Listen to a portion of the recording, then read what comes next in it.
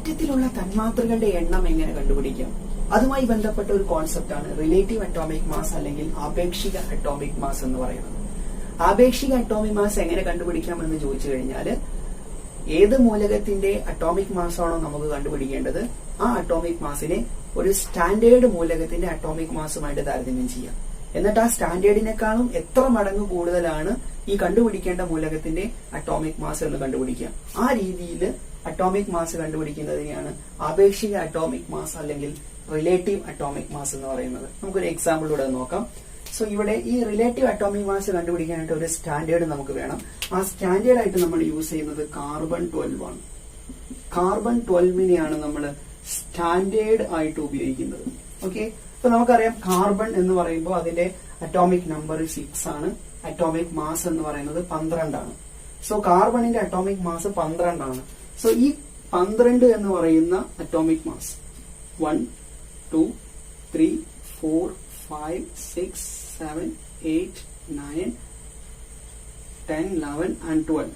So ഇങ്ങനെ കാർബണിന്റെ atomic മാസിന് 12 ഭാഗം അല്ലെ, 12 ആണ് അറ്റോമിക് മാസ്. ആ 12 ആണ് നമ്മൾ കാണിച്ചിട്ടുള്ളത്. 12 അറ്റോമിക് മാസ്. ഇതിലെ ഒരു യൂണിറ്റ്, ഈ അറ്റോമിക് മാസിന്റെ ഒരു യൂണിറ്റ് മീൻസ് ഒരു യൂണിറ്റ് എന്ന് പറഞ്ഞാൽ എത്രയാണ്? 1/12 ആണ് അല്ലെ, 12ൽ ഒരു ഭാഗം. ഈ ഒരു ഭാഗത്തിനെയാണ് നമ്മൾ 1 യൂണിറ്റ് എന്ന് വിളിക്കുക. ഓക്കെ, ഈ ഒരു യൂണിറ്റിന്റെ അറ്റോമിക് മാസ് എന്ന് പറയുന്നത് ഹൈഡ്രജൻ ആറ്റത്തിന്റെ അറ്റോമിക് മാസിന് ഈക്വൽ ആണ്.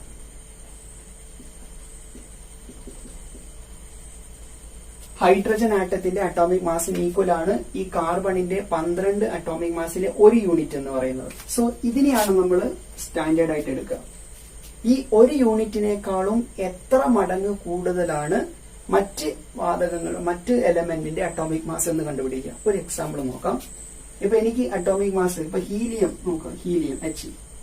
ഹീലിയം ഹീലിയത്തിന്റെ അറ്റോമിക് നമ്പർ 2 ആണ്. ഹീലിയത്തിന്റെ അറ്റോമിക് മാസ് 4 ആണ്. ഓക്കെ, സോ ഹീലിയത്തിന്റെ അറ്റോമിക് നമ്പർ 2ഉം അറ്റോമിക് മാസ് 4ഉം ആണ്. ഹീലിയത്തിന്റെ അറ്റോമിക് മാസ് 4 എന്ന് പറഞ്ഞാൽ അതിന്റെ അർത്ഥം എന്താണ്? ഒരു ഹീലിയം ആറ്റത്തിന്റെ മാസ് കാർബൺ 12ന്റെ ഒരു യൂണിറ്റിനേക്കാളും 4 മടങ്ങ് കൂടുതലാണ്. അതുകൊണ്ടാണ് ഹീലിയത്തിന്റെ അറ്റോമിക് മാസ് 4 എന്ന് പറയുന്നത്. ഓക്കെ, ഹീലിയത്തിന്റെ അറ്റോമിക് മാസ് 4 എന്ന് പറഞ്ഞാൽ അതിന്റെ അർത്ഥം ഒരു ഹീലിയം ആറ്റത്തിന്റെ മാസ് എന്ന് പറയുന്നത് കാർബൺ 12ന്റെ ഒരു യൂണിറ്റിനേക്കാളും 4 മടങ്ങ് കൂടുതലാണ്. ഓക്കെ, നോക്കാം. നൈട്രജന്റെ അറ്റോമിക് നമ്പർ 7 ആണ്. അറ്റോമിക് മാസ് 14 ആണ്. അറ്റോമിക് മാസ് നൈട്രജന്റെ 14 ആണെന്ന് പറഞ്ഞാൽ അതിന്റെ അർത്ഥം ഒരു നൈട്രജൻ ആറ്റത്തിന്റെ മാസ് എന്ന് പറയുന്നത് കാർബൺ 12ന്റെ ഒരു യൂണിറ്റിന്റെ മാസിനേക്കാളും 14 മടങ്ങ് കൂടുതലാണ്. ഓക്കെ, ദെൻ ഓക്സിജന്റെ അറ്റോമിക് നമ്പർ 8 ആണ്. ദെൻ അതിന്റെ അറ്റോമിക് മാസ് എന്ന് പറയുന്നത് 16 ആണ്. ഓക്സിജന്റെ അറ്റോമിക് മാസ് 16 ആണെന്ന് പറഞ്ഞാൽ അതിന്റെ അർത്ഥം എന്താണ്? ഒരു ഓക്സിജൻ ആറ്റത്തിന്റെ മാസ് എന്ന് പറയുന്നത് കാർബൺ 12ന്റെ ഒരു യൂണിറ്റിന്റെ മാസിനേക്കാളും 16 മടങ്ങ് കൂടുതലാണ്. ഓക്കെ, സോ ഇങ്ങനെ കാർബണിനേക്കാളും എത്ര മടങ്ങ് കൂടുതലാണ്, അതിന്റെ ഒരു യൂണിറ്റിനേക്കാളും എത്ര മടങ്ങ് കൂടുതലാണ് എന്ന് പറയുന്നതിനെയാണ് ആപേക്ഷിക മാസ് അല്ലെങ്കിൽ റിലേറ്റീവ് അറ്റോമിക് മാസ് എന്ന് പറയുന്നത്. ഈ ഒരു ചാപ്റ്ററിലെ ഏറ്റവും പ്രധാനപ്പെട്ട ഒരു കോൺസെപ്റ്റ് ആണ് atomic mass, gram atomic mass, mole atom അല്ലെങ്കിൽ മോൾ എന്ന് പറയുന്നത്. ഓക്കെ, ഈ ചാപ്റ്ററിന്റെ ഏറ്റവും പില്ലർ കോൺസെപ്റ്റ് ആണ് ഇതെന്ന് വേണമെങ്കിൽ പറയാം. സോ അറ്റോമിക് മാസ് ഒരു എക്സാമ്പിൾ വെച്ച് നമുക്ക് നോക്കാം. ഓക്സിജൻ. ഓക്സിജൻ ഒരു എലമെന്റ് ആണ്. ഓക്സിജന്റെ അറ്റോമിക് മാസ് നമുക്കറിയാം. ഓക്സിജന്റെ അറ്റോമിക് നമ്പർ എന്ന് പറയുന്നത് 8ഉം ഓക്സിജന്റെ അറ്റോമിക് മാസ് എന്ന് പറയുന്നത് 16ഉമാണ്. സോ ഓക്സിജന്റെ അറ്റോമിക് മാസ് എന്ന് പറയുന്നത് 16 ആണ്. അറ്റോമിക് മാസ് എന്ന് പറയുന്നത് 16 ആണ്. ഓക്കെ, ഈ അറ്റോമിക് മാസിനെ ഗ്രാമിൽ റെപ്രസെന്റ് ചെയ്യാം. 16 ഗ്രാം. ഓക്കെ, ഒരു മൂലകത്തിന്റെ അറ്റോമിക് മാസ് എത്രയാണോ അത്രയും ഗ്രാം ആ മൂലകത്തിനെ വിളിക്കുന്ന പേരാണ് അതിന്റെ 1 ഗ്രാം അറ്റോമിക് മാസ് എന്ന് പറയുന്നത്. ഓക്കെ, അതായത് ഒരു മൂലകത്തിന്റെ അറ്റോമിക് മാസ് എത്രയാണോ അത്രയും ഗ്രാം ആ മൂലകത്തിനെയാണ് അതിന്റെ 1 ഗ്രാം അറ്റോമിക് മാസ് എന്ന് പറയുന്നത്. സോ ഇത് 16 ഗ്രാം എന്ന് പറയുന്നതിന്റെ അർത്ഥം എന്താണ്? ഇത് എന്തിന് ഈക്വൽ ആണ്? 1 ഗ്രാം അറ്റോമിക് മാസ് ഓക്സിജന് ഈക്വൽ ആണ്. ഓക്കെ, സോ ഒരു മൂലകത്തിന്റെ അറ്റോമിക് മാസ് എത്രയാണോ അത്രയും ഗ്രാം എടുത്തു കഴിഞ്ഞാൽ, അത്രയും ഗ്രാം ആ മൂലകം എടുത്തു കഴിഞ്ഞാൽ അതിനെയാണ് ആ മൂലകത്തിന്റെ 1 ഗ്രാം അറ്റോമിക് മാസ് എന്ന് പറയുന്നത്. 16 ഗ്രാം ഓക്സിജൻ എടുത്തു കഴിഞ്ഞാൽ, അല്ലെങ്കിൽ ഓക്സിജന്റെ അറ്റോമിക് നമ്പർ അല്ലെങ്കിൽ അറ്റോമിക് മാസ് 16 ആണ്. ഓക്സിജന്റെ അറ്റോമിക് മാസ് 16 ആണ്. സോ ഈ 16 ഗ്രാം ഓക്സിജൻ എന്ന് പറയുന്നത് ആ ഓക്സിജന്റെ 1 ഗ്രാം അറ്റോമിക് മാസിന് ഈക്വലന്റ് ആണ്. ഓക്കെ, വേറൊരു എക്സാമ്പിൾ നോക്കാം. നൈട്രജൻ. നൈട്രജന്റെ അറ്റോമിക് നമ്പർ 7 ആണ്, അറ്റോമിക് മാസ് 14 ആണ്. സോ നൈട്രജന്റെ അറ്റോമിക് മാസ് 14 ആണ്. സോ 14 ഗ്രാം എന്ന് പറഞ്ഞാൽ അതിന്റെ അർത്ഥം എന്താണ്? നൈട്രജന്റെ അറ്റോമിക് മാസിന്റെ ഗ്രാമില് എടുത്തു കഴിഞ്ഞാൽ അത് എന്തിന് ഈക്വലന്റ് ആയിരിക്കും? 1 ഗ്രാം അറ്റോമിക് മാസ് നൈട്രജന് ഈക്വൽ ആയിരിക്കും. ഇത് 1 gram atomic mass oxygen equal ആയിരിക്കും. സോ ഗ്രാം അറ്റോമിക് മാസ് എന്ന് പറയുന്ന കോൺസെപ്റ്റ് എന്താണെന്ന് ചോദിച്ചു കഴിഞ്ഞാൽ, ഒരു മൂലകത്തിന്റെ അറ്റോമിക് മാസ് എത്രയാണോ അത്രയും ഗ്രാം ആ മൂലകത്തിനെയാണ് അതിന്റെ 1 ഗ്രാം അറ്റോമിക് മാസ് എന്ന് പറയുന്നത്. ഓക്കെ, അപ്പൊ 16 ആണ് ഓക്സിജന്റെ അറ്റോമിക് മാസ് എങ്കിൽ 16 ഗ്രാം എന്ന് പറയുന്നത്, 16 ഗ്രാം ഓക്സിജൻ എന്ന് പറയുന്നത് എന്തിന് ഈക്വലന്റ് ആണ്? 1 gram atomic mass of oxygen equivalent ആണ്. ഇനി നൈട്രജന്റെ അറ്റോമിക് മാസ് 14 ആണ്. സോ 14 ഗ്രാം നൈട്രജൻ എന്ന് പറയുന്നത് എന്തിന് ഈക്വലന്റ് ആണ്? നൈട്രജന്റെ 1 ഗ്രാം അറ്റോമിക് മാസിന് ഈക്വലന്റ് ആണ്. വേറൊരു എക്സാമ്പിൾ നോക്കാം. ഹീലിയം. ഹീലിയത്തിന്റെ അറ്റോമിക് നമ്പർ 2, അറ്റോമിക് മാസ് 4 ആണ്. സോ ഹീലിയത്തിന്റെ അറ്റോമിക് മാസ് 4 ആണ്. സോ 4 ഗ്രാം ഹീലിയം എന്ന് പറയുന്നത് എന്തിന് ഈക്വലന്റ് ആയിരിക്കും? 1 ഗ്രാം അറ്റോമിക് മാസ് ഓഫ് ഹീലിയത്തിന് ഈക്വലന്റ് ആയിരിക്കും. സോ നമ്മൾ സിമ്പിൾ ആയിട്ട് എങ്ങനെ മനസ്സിലാക്കാം? അറ്റോമിക് മാസ് എത്രയാണോ അത്രയും ഗ്രാം എന്ന് പറഞ്ഞു കഴിഞ്ഞാൽ അത് ആ എലമെന്റിന്റെ 1 ഗ്രാം അറ്റോമിക് മാസിന് തുല്യമായിരിക്കും. ഓക്കെ, ഇനി മറ്റൊരു കോൺസെപ്റ്റ് എന്ന് പറയുന്നത് മോൾ കോൺസെപ്റ്റ് ആണ്. മോൾ കോൺസെപ്റ്റ് അല്ലെങ്കിൽ മോൾ ആറ്റം എന്ന് പറയുന്നത് എന്താണെന്ന് ചോദിച്ചു കഴിഞ്ഞാൽ, 1 ഗ്രാം അറ്റോമിക് മാസ് ഏത് മൂലകം എടുത്തു കഴിഞ്ഞാലും അതിലുള്ള ആറ്റങ്ങളുടെ എണ്ണം എന്ന് പറയുന്നത് എന്തിന് ഈക്വലന്റ് ആയിരിക്കും? 6.022 into 10⁻23 ഈക്വലന്റ് ആയിരിക്കും. ഓക്കെ, 1 ഗ്രാം അറ്റോമിക് മാസ് ഏത് മൂലകം എടുത്താലും അതിലുള്ള ആറ്റങ്ങളുടെ എണ്ണം എന്ന് പറയുന്നത് 6.022 into 10⁻23 ഈക്വലന്റ് ആയിരിക്കും. ഇതിനെയാണ് അവഗാഡ്രോ നമ്പർ എന്ന് പറയുന്നത്. ഇത് എന്താണ്? 1 മോൾ ആറ്റമാണ്. Okay, so 1 gram atomic mass ഏത് മൂലകം എടുത്താലും അതിലുള്ള ആറ്റങ്ങളുടെ എണ്ണം എന്ന് പറയുന്നത് 6.022 into 10⁻23 ആണ്. അത് തന്നെയാണ് എന്തെന്ന് പറയുന്നത്? 1 മോൾ ആറ്റം എന്ന് പറയുന്നത്. ഓക്കെ, അപ്പൊ ഒന്നുകൂടി നോക്കി. അറ്റോമിക് മാസ് എത്രയാണോ അതിനെ ഗ്രാമിൽ എഴുതി കഴിഞ്ഞാൽ അത് ആ എലമെന്റിന്റെ അല്ലെങ്കിൽ ആ ഒരു മൂലകത്തിന്റെ 1 ഗ്രാം അറ്റോമിക് മാസിന് തുല്യമാണ്. 16 ആണ് ഓക്സിജന്റെ അറ്റോമിക് മാസ് എന്ന് പറയുന്നത്. അതുകൊണ്ട് 16 ഗ്രാം ഓക്സിജൻ എന്ന് പറഞ്ഞാൽ അതിന്റെ അർത്ഥം എന്താണ്? അത് എന്തിന് ഈക്വലന്റ് ആയിരിക്കും? 1 gram atomic mass of oxygen equivalent ആയിരിക്കും. നൈട്രജന്റെ അറ്റോമിക് മാസ് 14 ആണ്. അതിന് ഗ്രാം എടുത്തു. 14 ഗ്രാം എന്ന് പറഞ്ഞാൽ അത് എന്തിന് ഈക്വലന്റ് ആണ്? 1 gram atomic mass of nitrogen equivalent ആണ്. ഓക്കെ, 1 ഗ്രാം അറ്റോമിക് മാസ് ഏത് മൂലകം എടുത്താലും അതിനുള്ള ആറ്റങ്ങളുടെ എണ്ണമാണ് എന്ത്? 6.022 into 10⁻23. ഇതിന് നമ്മൾ എന്ത് വിളിക്കും? 1 മോൾ ആറ്റം എന്ന് വിളിക്കും. അങ്ങനെയാണ് ഇതെന്തായിരിക്കും? 14 ഗ്രാം എന്ന് പറയുന്നത്. ഇതും എന്താണ്? 1 മോൾ ആറ്റം ആണ്. ഇതെന്താണ്? 4 ഗ്രാം ഹീലിയം എന്ന് പറയുന്നത്. ഇതും എന്താണ്? 1 മോൾ ആറ്റം ആണ്. അല്ലെ, 1 മോൾ ആറ്റം എന്ന് പറയുമ്പോൾ എത്രയായിരിക്കും? 6.022 into 10⁻23. അല്ലെ, ഇത് എത്രയാണ് ഈക്വലന്റ് എന്ന് പറഞ്ഞാൽ? 6.022 into 10⁻23. സോ ഓക്സിജന്റെ അറ്റോമിക് മാസ് 16 ആണ്. ഈ 16 ഗ്രാം ഓക്സിജൻ എടുത്തു കഴിഞ്ഞാൽ അത് 1 ഗ്രാം അറ്റോമിക് മാസിന് ഈക്വലന്റ് ആണ്. അതിൽ അവഗാഡ്രോ നമ്പർ ഓഫ് ആറ്റംസ് ഉണ്ടാവും എന്ന് നമുക്ക് മനസ്സിലായി. അതുപോലെ തന്നെ നൈട്രജന്റെ അറ്റോമിക് മാസ് 14 ആണ്. സോ 14 ഗ്രാം നൈട്രജൻ എടുത്തു കഴിഞ്ഞാൽ അത് എന്തിന് ഈക്വലന്റ് ആണ്? 1 gram atomic mass nitrogen equivalent ആണ്. അതിൽ 6.022 into 10⁻23 അല്ലെങ്കിൽ അവഗാഡ്രോ നമ്പർ ഓഫ് ആറ്റംസ് ഉണ്ടാവും. ഇതൊക്കെ നമുക്ക് മനസ്സിലായി. ഇനി നോക്കി, ഈ 16 ഞാൻ എടുക്കുന്നത് 32 ഗ്രാം ആണെന്ന് വിചാരിക്കുക.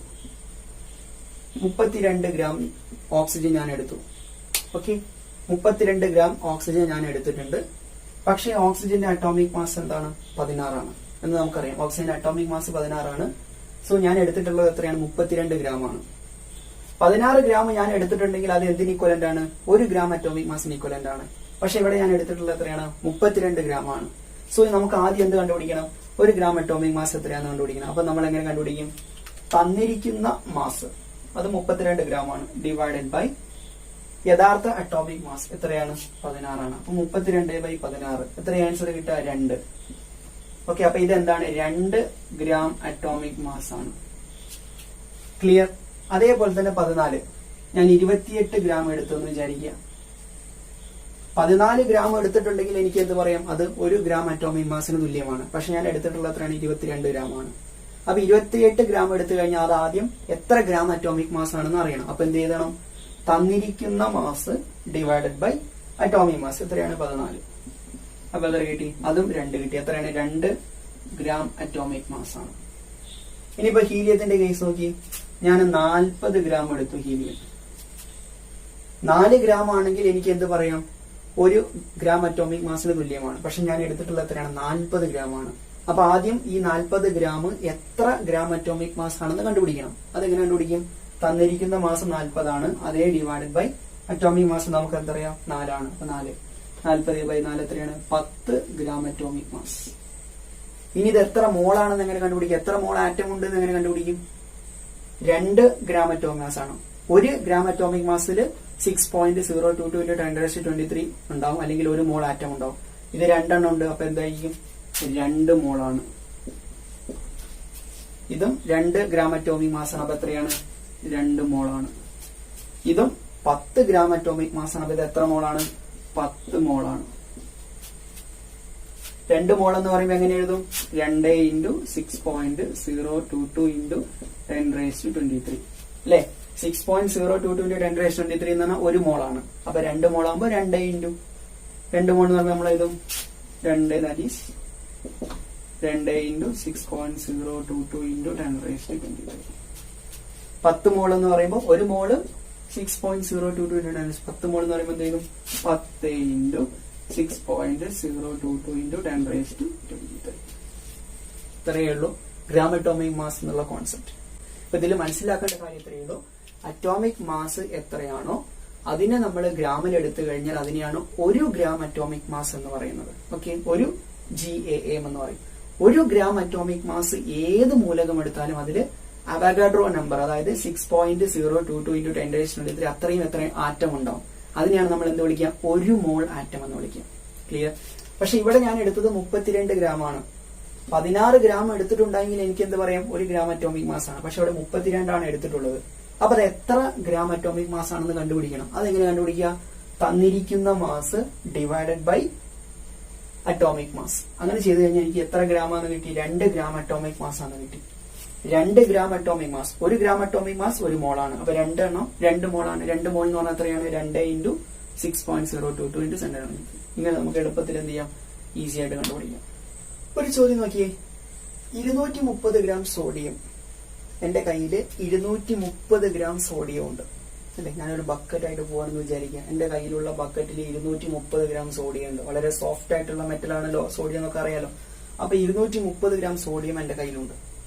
എനിക്ക് കണ്ടുപിടിക്കുന്നത് എത്ര ഗ്രാം അറ്റോമിക് മാസ് ആണ്. എത്ര ഗ്രാം അറ്റോമിക് മാസ് ഉണ്ട് ആ സോഡിയം. രണ്ടാമത് അതിൽ എത്ര ആറ്റങ്ങൾ ഉണ്ടെന്ന് എനിക്ക് കണ്ടുപിടിക്കണം. ഇത് രണ്ടും കണ്ടുപിടിക്കണമെങ്കിൽ എനിക്ക് ആദ്യം എന്താ അറിയണം? സോഡിയത്തിന്റെ അറ്റോമിക മാസ് അറിയണം. സോ സോഡിയത്തിന്റെ അറ്റോമിക് മാസ് എന്ന് പറയുന്നത് എത്രയാണ്? 23 ആണ് അല്ലെ? സോഡിയത്തിന്റെ അറ്റോമിക് നമ്പറോ 11. സോ സോഡിയത്തിന്റെ അറ്റോമിക് നമ്പർ 11ഉം അറ്റോമിക് മാസ് 23. അപ്പൊ നമുക്ക് വേണ്ടത് എന്താണ്? അറ്റോമിക് മാസ് ആണ്. അപ്പൊ നമ്മൾ എങ്ങനെ കണ്ടുപിടിക്കും? എത്ര ഗ്രാം അറ്റോമിക് മാസ്, എത്ര ഗ്രാം അറ്റോമിക് മാസ് ഉണ്ട് എങ്ങനെ കണ്ടുപിടിക്കുക? ദാറ്റ്സ് ഈക്വൽ ടു തന്നിരിക്കുന്ന mass divided by atomic mass. ഇങ്ങനെയാണ് കണ്ടുപിടിക്കുക. തന്നിരിക്കുന്ന മാസ് എത്രയാണ്? 230 gram. So 230 gram divided by atomic mass എത്രയാണ്? 23. സോ ആൻസർ എത്രയാ? 10 ഗ്രാം. സോ ഇതിൽ എത്ര ഗ്രാം അറ്റോമിക് മാസ് ഉണ്ട്? 10 ഗ്രാം അറ്റോമിക് മാസ് ഉണ്ട്. ഇനി ബിയുടെ ആൻസർ ഇതാണ്. എയുടെ ആൻസർ. ബിയുടെ ആൻസർ എങ്ങനെയാണ് പിടിക്കും? എത്ര ആറ്റങ്ങൾ? 10 ഗ്രാം അറ്റോമിക് മാസിൽ എത്ര ആറ്റങ്ങൾ ഉണ്ട്? അപ്പൊ നമുക്ക് എന്താ അറിയാം? ഒരു ഗ്രാം അറ്റോമിക് മാസ് എന്ന് പറഞ്ഞാൽ എത്രയാണ്? 6.022 into 10⁻23 അല്ലെ? ഒരു ഗ്രാം അറ്റോമിക് മാസ് എന്ന് പറഞ്ഞാൽ ഇത്രയും ആറ്റങ്ങളാണ് അല്ലെ? ഒരു ഗ്രാം അറ്റോമിക് മാസ് എന്ന് പറഞ്ഞാൽ അവഗാഡ്രോ നമ്പർ ഓഫ് ആറ്റംസ് ആണ്. ഇതിനെയാണ് നമ്മൾ എന്ത് വിളിക്കുക? 1 മോൾ ആറ്റം എന്ന് വിളിക്കുക. അങ്ങനെയാണെങ്കിൽ 10 ഗ്രാം അറ്റോമിക് മാസ് എത്രയായിരിക്കും? ഒരു മോള് 10 ആണെങ്കിൽ 10 into 6.022 into 10⁻23 ആറ്റങ്ങൾ. സോ ഇതാണ് ആറ്റങ്ങളുടെ എണ്ണം. ഇത് എത്ര മോളായിരിക്കും? That's equal to 10 mole atom. So ഇങ്ങനെ നമുക്ക് വളരെ ഈസി ആയിട്ട് കണ്ടുപിടിക്കാം. പക്ഷെ നമുക്ക് എന്തറിയണം? അറ്റോമിക് മാസ് അറിയണം. സോ ക്വസ്റ്റ്യനിൽ എന്ത് തന്നിട്ടുണ്ടോ? അറ്റോമിക് മാസ് തന്നിട്ടുണ്ടോ? അറ്റോമിക മാസും ഗ്രാം അറ്റോമിക മാസും പോലെ തന്നെ ഇമ്പോർട്ടന്റ് ആയിട്ടുള്ള ഒരു കോൺസെപ്റ്റ് ആണ് മോളിക്കുലാർ മാസും ഗ്രാം മോളിക്കുലാർ മാസും. പൊതുവെ ആറ്റങ്ങളെല്ലാം സ്വതന്ത്രാവസ്ഥയിലല്ല കാണപ്പെടുന്നത്. ഏക അറ്റോമിക, അതായത് ഇനേർട്ട് ഗ്യാസ്, പീരിയോഡിക് ടേബിളിൽ 18ാം ഗ്രൂപ്പിൽ വരുന്ന helium, neon, argon, krypton, xenon, radon തുടങ്ങിയ അലസവാതകങ്ങളാണ് നമ്മൾ ഏകറ്റോമിക തന്മാത്രകളായിട്ട് സ്ഥിതി ചെയ്യുന്നത്. ബാക്കിയുള്ള എല്ലാ തന്മാത്രകൾ അല്ലെങ്കിൽ എലമെന്റ്സും അല്ലെങ്കിൽ മൂലകങ്ങളും സ്വതന്ത്രാവസ്ഥയിലല്ല കാണപ്പെടുന്നത്, തന്മാത്രകളായിട്ടോ സംയുക്തങ്ങളായിട്ടോ ആണ് കാണപ്പെടുന്നത്. സോ ഇത്തരത്തില് സംയുക്തങ്ങളുടെ ഒക്കെ കേസിൽ നമ്മൾ അറ്റോമിക് മാസിനെ പോലെ തന്നെ ഇമ്പോർട്ടന്റ് ആയിട്ട് ചിന്തിക്കുന്ന ഒരു കാര്യമാണ് മോളിക്കുലാർ മാസ് എന്ന് പറയുന്ന ഒരു കോൺസെപ്റ്റ്. സോ നമ്മൾ അടുത്ത് നോക്കാൻ പോകുന്നത് മോളിക്കുലാർ മാസും അതുപോലെ തന്നെ ഗ്രാം മോളിക്കുലാർ മാസുമാണ്. സോ കുറച്ച് എക്സാമ്പിൾസ് നോക്കാം നമുക്ക്. N2 നൈട്രജൻ ആണ്. നൈട്രജന്റെ അറ്റോമിക് മാസ് നമുക്കറിയാം. നൈട്രജന്റെ അറ്റോമിക് മാസ് എന്ന് പറയുന്നത് 14 ആണ്. ദാറ്റ് മീൻസ് ഒരു നൈട്രജന്റെ അറ്റോമിക് മാസ് 14 ആണ്. N2 എന്ന് പറഞ്ഞാൽ 2 നൈട്രജൻ ഉണ്ട്. ഒന്നിന്റേത് 14 ആണ്. അപ്പൊ രണ്ടെണ്ണത്തിന്റേത് 14 + 14 ദാറ്റ്സ് ഈക്വൽ ടു 28. സോ ഈ ഒരു തന്മാത്രയുടെ അറ്റോമിക് മാസിന്റെ സമ്മിനെയാണ് നമ്മൾ എന്ത് വിളിക്കുന്നത്? It is called molecular mass. ഇത് ആറ്റത്തിന്റെ മാസാണ്. N2 എന്ന് പറയുന്നത് ഒരു തന്മാത്രയാണ് അല്ലെങ്കിൽ മോളിക്യൂളാണ്. ഇത് അതിന്റെ മാസാണ്. So it is called molecular mass. Same O2. Oxygen atom എന്ന് പറയുമ്പോൾ അതിന്റെ അറ്റോമിക് മാസ് എന്ന് പറയുന്നത് 16 ആണ്. ഒരു ഓക്സിജൻ ആറ്റത്തിന്റെ അറ്റോമിക് മാസ് 16 ആണ്. O2 എന്ന് പറയുന്നത് ഓക്സിജന്റെ ഒരു തന്മാത്രയാണ് അല്ലെങ്കിൽ മോളിക്യൂളാണ്. സോ O2വിന്റേത് മോളിക്കുലാർ മാസ് ആണ്. ഒരു ഓക്സിജന് 16 ആണ്. O2 എന്ന് പറയുമ്പോൾ 2 oxygen. So 16 + 16 that's equal to 32. Then oxygen nitrogen പോലെ തന്നെ ഇമ്പോർട്ടന്റ് ആണ് H2O. H2Oന്റെ മോളിക്കുലാർ മാസ് എത്രയാണ്? എങ്ങനെ കണ്ടുപിടിക്കും? ഹൈഡ്രജന്റെ അറ്റോമിക് മാസ് എന്ന് പറയുന്നത് 1 ആണ്. ഇവിടെ എത്ര ഹൈഡ്രജൻ ഉണ്ട്? 2 എണ്ണം ഉണ്ട്. സോ 1 + 1. ഓക്സിജന്റെ അറ്റോമിക് മാസ് 16 ആണ്. +16. അങ്ങനെയാണെങ്കിൽ H2ന്റെ മോളിക്കുലാർ മാസ് എത്രയായിരിക്കും? 16 + 2 that's equal to 18. Then same thing C6H12O6 glucose ആണ്. ഗ്ലൂക്കോസിന്റെ മോളിക്കുലാർ മാസ് എങ്ങനെ കണ്ടുപിടിക്കും? 6 കാർബൺ. കാർബണിന്റെ അറ്റോമിക് മാസ് എത്രയാണ്? 12 ആണ് അല്ലെ? കാർബണിന്റെ അറ്റോമിക് നമ്പർ 6 ആണ്. അറ്റോമിക് മാസ് 12 ആണ്. എത്ര കാർബൺ ഉണ്ട്? 6 എണ്ണം. സോ 12 × 6 പ്ലസ് ഹൈഡ്രജന്റെ അറ്റോമിക് മാസ് 1 ആണ്. അങ്ങനെ എത്ര ഹൈഡ്രജൻ? 12 എണ്ണം. സോ 1 × 12 പ്ലസ് ഓക്സിജന്റേത് 16 ആണ്. സോ 16 × 6. സോ ഇതെല്ലാം കൂടി സം ചെയ്ത് കഴിഞ്ഞാൽ നമുക്ക് എന്ത് കിട്ടും? മോളിക്കുലാർ മാസം C6H12O6 കിട്ടും. സോ 16 72 12 96 എത്ര കിട്ടി? 180. സോ 180 ആണ് ഗ്ലൂക്കോസിന്റെ മോളിക്കുലാർ മാസ് എന്ന് പറയുന്നത്. സോ ഇത്തരത്തിൽ നമുക്ക് എലമെന്റ്സിന്റെ അറ്റോമിക് മാസ് അറിയാമെങ്കിൽ എന്ത് കണ്ടുപിടിക്കാം? മോളിക്കുലാർ മാസ് ഈസി ആയിട്ട് കണ്ടുപിടിക്കാം. നേരത്തെ അറ്റോമിക് മാസിന്റെ പറഞ്ഞ പോലെ തന്നെ മോളിക്കുലാർ മാസ് ഗ്രാമില് എസ്റ്റാബ്ലിഷ് ചെയ്ത് കഴിഞ്ഞാൽ അത്രയും മോളിക്കുലാർ മാസ് ആണ് അതിന്റെ 1 ഗ്രാം മോളിക്കുലാർ മാസ് എന്ന് പറയുന്നത്. For example H2O H2O molecular mass എന്ന് പറയുന്നത് നമുക്കറിയാം H2O മോളിക്കുലാർ മാസ് എന്ന് പറയുന്നത് എത്രയാണ്? ഹൈഡ്രജന്റെ 1 + 2 16 18 molecular mass. So 18 gram H2O എന്ന് പറഞ്ഞാൽ എന്താണ്? That's equal to 1 gram molecular mass of H2O. Clear? So molecular mass എത്രയാണോ അത്രയും ഗ്രാം ആ മോളിക്യൂൾ എടുത്തു കഴിഞ്ഞാൽ അത് എന്തിന് ഈക്വലന്റ് ആയിരിക്കും? 1 gram molecular mass of H2O equivalent ആയിരിക്കും. ഈ 1 gram molecular mass of H2O എന്തിന് ഈക്വൽ ആയിരിക്കും? 1 മോൾ മോളിക്യൂൾസ്. അത് 1 മോൾ മോളിക്യൂൾസിന് ഈക്വലന്റ് ആയിരിക്കും. അത് എന്തിന് ഈക്വലന്റ് ആയിരിക്കും? 6.022 into 10⁻23 മോളിക്യൂൾസ്. അത്രയും അവഗാഡ്രോ നമ്പർ ഓഫ് തന്മാത്രയ്ക്ക് ഈക്വലന്റ് ആയിരിക്കും. സോ മോളിക്കുലാർ മാസ് എത്രയാണോ അത്രയും ഗ്രാം ആ മോളിക്യൂൾ എടുത്തു കഴിഞ്ഞാൽ അത് എന്തിന് ഈക്വലന്റ് ആയിരിക്കും? 1 ഗ്രാം മോളിക്കുലാർ മാസ് ഓഫ് ആ തന്മാത്രയ്ക്ക് ഈക്വലന്റ് ആയിരിക്കും. ആ 1 ഗ്രാം മോളിക്കുലാർ മാസ് എന്തിന് ഈക്വലന്റ് ആണ്? 1 മോൾ മോളിക്യൂൾസിന് ഈക്വലന്റ് ആണ്. 1 മോൾ മോളിക്യൂൾ എന്ന് പറഞ്ഞാൽ 1 മോൾ എന്ന് പറഞ്ഞാൽ 6.0 അത്രയും മോളിക്യൂൾസിന് ഈക്വലന്റ് ആണ്. വേറൊരു എക്സാമ്പിൾ നോക്കി.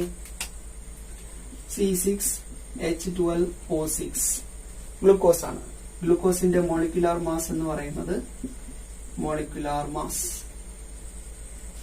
മാസ് എന്ന് പറയുന്നത് 180 ആണ്. ഓക്കെ, ഗ്ലൂക്കോസിന്റെ മോളിക്കുലാർ മാസ് 180 ആണ്. സോ 180 ഗ്രാം C6H12O6 എന്ന് പറഞ്ഞാൽ അത് എന്തിന് ഈക്വലന്റ് ആണ്? 1 gram molecular mass of glucose. 1 gram molecular mass of ഗ്ലൂക്കോസിന് ഈക്വലന്റ് ആണ്. അത് എന്തിന് ഈക്വലന്റ് ആണ്? 1 മോൾ മോളിക്യൂൾസിന് ഈക്വലന്റ് ആണ്. സോ അതിൽ എത്ര മോളിക്യൂൾസ് ഉണ്ടായിരിക്കും? 6.022 into 10⁻23 മോളിക്യൂൾസ് ഉണ്ടായിരിക്കും.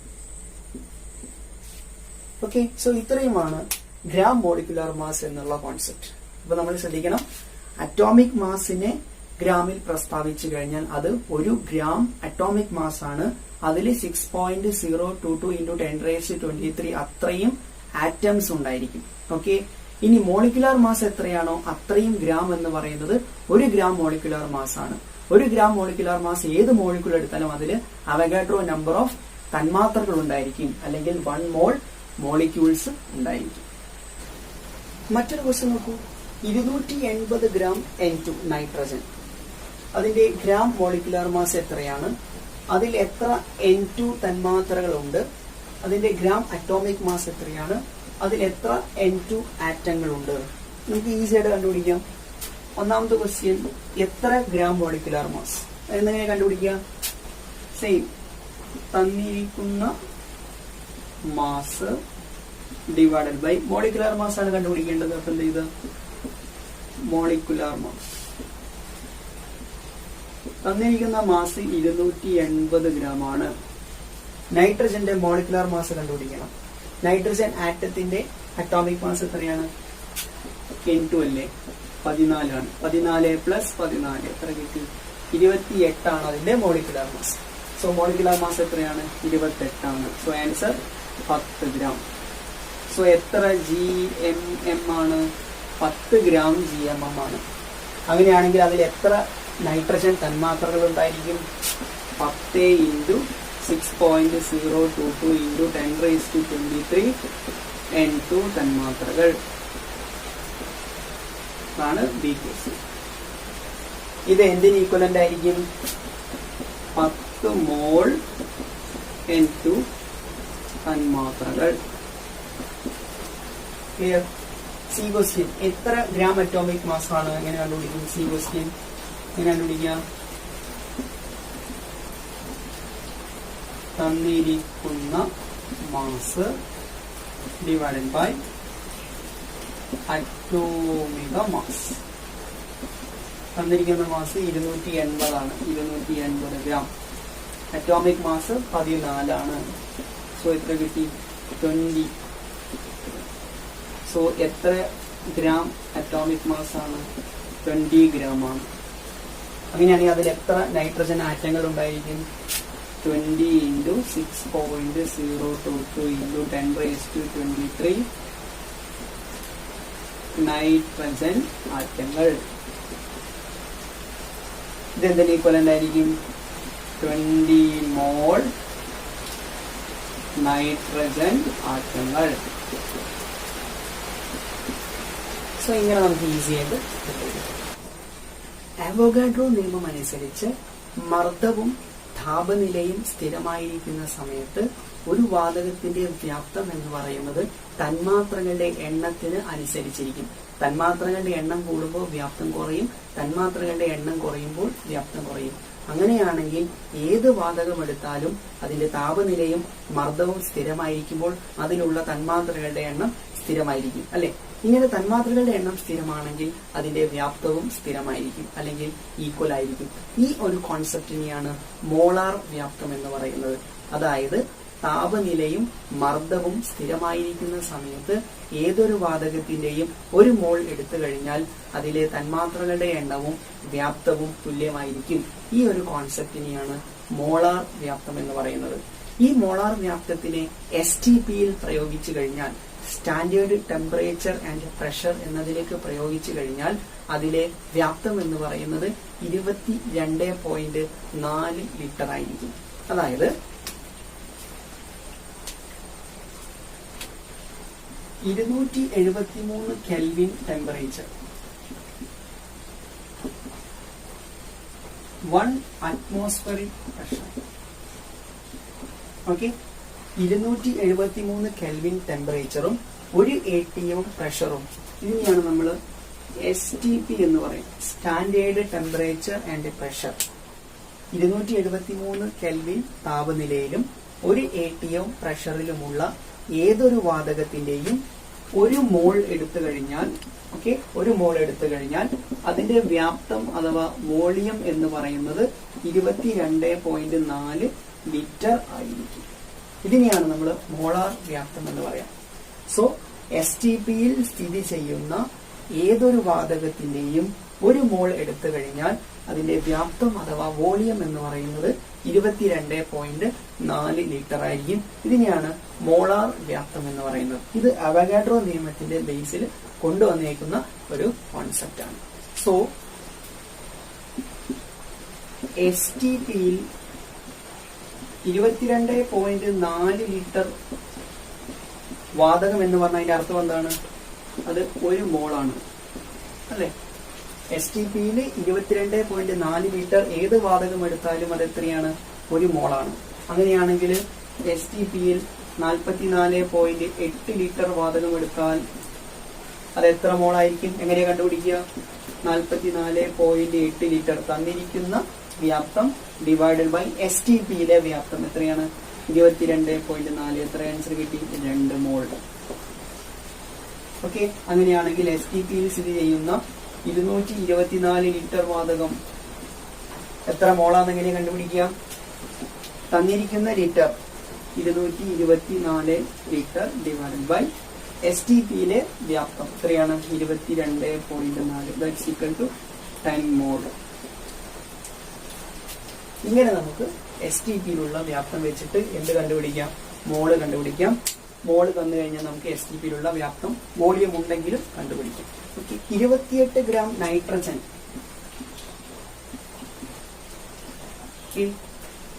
28 ഗ്രാം നൈട്രജൻ എന്ന് പറയുന്നത് എത്ര ഗ്രാം മോളിക്കുലർ മാസ് ആണ്? എങ്ങനെ കണ്ടുപിടിക്കുക? തന്നിരിക്കുന്ന മാസ് എത്രയാണ്? 28 gram divided by gram molecular mass ആണെങ്കിൽ എന്തുകൊണ്ടായിരിക്കണം? മോളിക്കുലർ മാസ് കൊണ്ടായിരിക്കണം. നൈട്രജന്റെ മോളിക്കുലർ മാസ് എത്രയാണ്? 28 അല്ലേ? 14 ആണ് അറ്റോമിക് മാസ്. 2 നൈട്രജൻ ആകുമ്പോൾ 14 + 14 28. സോ 28/28. 28 ആണ് അതിന്റെ എന്ത്? Molecular mass. സോ ആൻസർ എത്ര കിട്ടി? 1 ഗ്രാം. അപ്പൊ എത്ര GM ആണ്? 1 ഗ്രാം GMM ആണ്. ഇനി ഇത് എത്ര ഗ്രാം അറ്റോമിക് മാസ് ആണ്? എങ്ങനെ കണ്ടുപിടിക്കാം? തന്നിരിക്കുന്ന മാസ് എത്രയാണ്? 28 28 gram divided by atomic mass ആകുമ്പോൾ എന്തുകൊണ്ട് ഡിവൈഡ് ചെയ്യണം? അറ്റോമിക് മാസ് കൊണ്ട് ഡിവൈഡ് ചെയ്യണം. നൈട്രജന്റെ അറ്റോമിക് മാസ് എത്രയാണ്? 14 സോ 28/14 എത്ര കിട്ടി? 2. സോ ഇത് എത്ര ഗ്രാം അറ്റോമിക് മാസ് ആണ്? 2 ഗ്രാം. ഓക്കെ, അങ്ങനെയാണെങ്കിൽ ഇതിലുള്ള തന്മാത്രകളുടെ എണ്ണം എത്രയായിരിക്കും? 2 × 6.022 × 10⁻23 ആറ്റം. ആറ്റങ്ങൾ എത്ര? N2 ആറ്റങ്ങൾ. ഇതിലുള്ള തന്മാത്രകളുടെ എണ്ണം എത്രയായിരിക്കും? 1 ഗ്രാം GMM. അങ്ങനെയാണ് തന്മാത്രകളുടെ എണ്ണം 6.022 × 10⁻23 തന്മാത്രകൾ. N2 തന്മാത്രകൾ. അപ്പൊ 28 ഗ്രാം നൈട്രജൻ എന്ന് പറഞ്ഞു കഴിഞ്ഞാൽ 1 ഗ്രാം മോളിക്കുലാർ മാസ് നൈട്രജൻ ആണ്, 2 ഗ്രാം അറ്റോമിക് മാസ് നൈട്രജൻ ആണ്. അതിൽ 2 × അവഗാഡ്രോ നമ്പർ ഓഫ് ആറ്റംസ് ഉണ്ട്, 1 മോൾ തന്മാത്രയുണ്ട് അല്ലെ. ഇത് 2 × അവഗാഡ്രോ നമ്പർ എന്ന് പറഞ്ഞാൽ ഇത് എന്തിന് ഈക്വലന്റ് ആണ്? 2 മോൾ ആറ്റം അല്ലെ. ഇത് 6.02 അത്രയും തന്മാത്രകൾ എന്ന് പറഞ്ഞാൽ എന്തിന് ഈക്വലന്റ് ആണ്? 1 mole molecules. Okay, so 28 gram nitrogen എന്ന് പറഞ്ഞു കഴിഞ്ഞാൽ 1 ഗ്രാം മോളിക്കുലാർ മാസ് നൈട്രജൻ ആണ്, 2 ഗ്രാം അറ്റോമിക് മാസ് നൈട്രജൻ ആണ്, 1 മോൾ നൈട്രജൻ മോളിക്യൂളാണ് അതിലുള്ളത്, 2 മോൾ നൈട്രജൻ ആറ്റമാണ് അതിലുള്ളത്. സോ ഇങ്ങനെയെല്ലാം നമുക്ക് ഒരു കോൺസെപ്റ്റിൽ നിന്ന് കിട്ടും. സോ ഈ ഒരു ചാപ്റ്ററിൽ വാതകങ്ങളുടെ പ്രത്യേകതകൾ എന്തൊക്കെയാണെന്ന് നമ്മൾ പറഞ്ഞു. അതിനുശേഷം വാതകങ്ങളുടെ വ്യാപ്തം, വാതകങ്ങളുടെ മർദ്ദം, വാതകങ്ങളുടെ താപനില എന്താണ്, പിന്നെ ബോയിൽ നിയമം എന്താണ്, ചാൾസ് നിയമത്തിന്റെ പ്രത്യേകത, അതിന്റെ എല്ലാ ഉദാഹരണങ്ങൾ, അവഗാഡ്രോ നിയമം എന്താണ്, ആപേക്ഷിക അറ്റോമിക് മാസ്, ആപേക്ഷിക അറ്റോമിക് മാസിൽ നിന്ന് പിന്നീട് നമ്മൾ ഗ്രാം അറ്റോമിക് മാസ് എന്താണ്, അതുപോലെ തന്നെ അറ്റോമിക് മാസ് എന്താണ്, ഗ്രാം അറ്റോമിക് മാസും അതുപോലെ തന്നെ മോളും തമ്മിലുള്ള ബന്ധമാണ്. 1 ഗ്രാം അറ്റോമിക് മാസ് എത്രയാണോ അത്രയും ആറ്റങ്ങൾ ഉണ്ടായിരിക്കും. അത് 6.022 × 10⁻23 ആറ്റങ്ങളായിരിക്കും. പിന്നീട് നമ്മൾ മോളിക്കുലാർ മാസ് എന്താന്ന് പറഞ്ഞു, അത് ഗ്രാമിൽ പ്രസ്താവിച്ചു കഴിഞ്ഞാൽ അതിനെ ഗ്രാം മോളിക്കുലാർ മാസ് എന്ന് വിളിക്കും. അത്രയും മോളിക്യൂൾസ് തന്മാത്രകൾ ഉണ്ടായിരിക്കും. അത് എന്തിന് ഈക്വലന്റ് ആയിരിക്കും? 6.022 × 10⁻23 ആയിരിക്കും. അവസാനം STPയിലുള്ള ഏതൊരു വാതകം എടുത്താലും അതിലുള്ള 1 മോൾ വാതകത്തിന്റെ വ്യാപ്തം എന്ന് പറയുന്നത് 22.4 ആണ്. Thank you.